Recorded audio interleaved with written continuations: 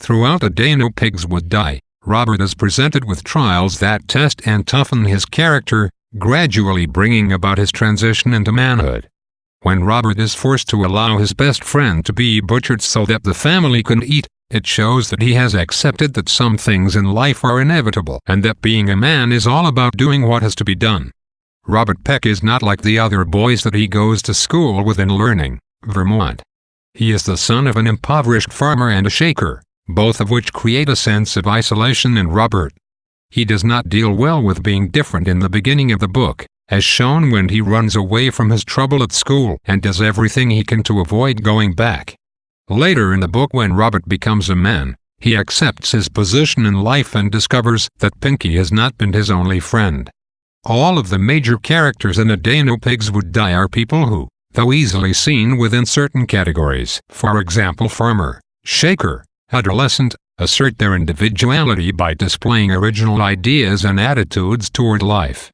Haven, for example, is a devout shaker, but when his son asks him if he believes in all of the shaker laws, he only replies, most.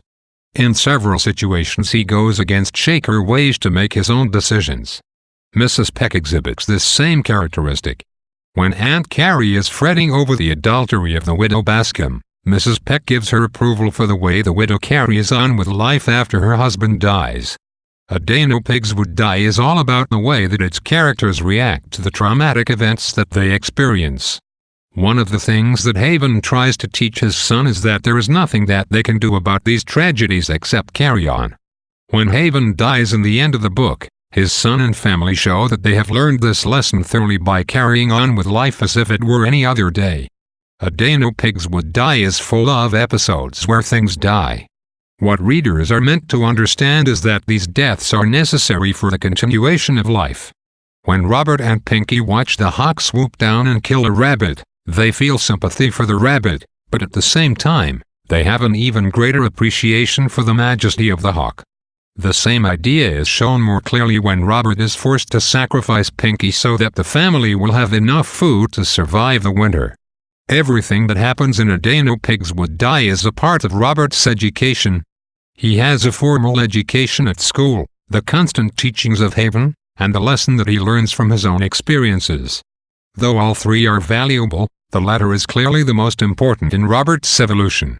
Only when his education is completed does Robert become a man and assume the responsibilities of the family. More than anything else, the characters of A Day No Pigs Would Die strive to create and maintain order. When Haven dies, for example, Robert and the rest of the Peck family deal with it by trying to go about their days as if nothing special has happened.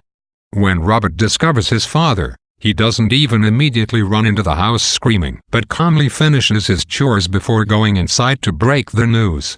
It is when the daily routine of the Peck's lives are broken that trouble is created. When Pinky does not regularly come into heat, it is the final straw that leads to her being butchered. At several points of A Day No Pigs Would Die, Robert daydreams about things that he wishes that he owned. There is the bicycle for which he asked when he was younger, the store-bought coat, and his desire to go to a baseball game. As the story goes on and Robert matures, these desires disappear, symbolizing his acceptance of his position in life. After Haven Peck dies, Robert finds himself staring at his butchering tools in the tack room. The handles are dark brown with old age except for the places where Haven's hands had touched them, which are a rich golden color. This is symbolic of the effect of Haven's hard work on the family and especially on Robert. Just as the tools are gilded by his father's touch, Robert is gilded by the love and experience that Haven lavishes on his son. In the beginning of A Day No Pigs Would Die, Haven scolds his son for skipping school because he wants his son to be able to walk into the bank in Learning one day and write his name. Later he also explains to his son that he is not allowed to vote because he is illiterate. He explains that people just see the X that he uses for his signature and completely ignore the type of man that he is. After Haven dies, while rummaging through the tack room, Robert comes across a piece of paper on which Haven had been practicing his signature. One of the Haven Pecks is almost perfect.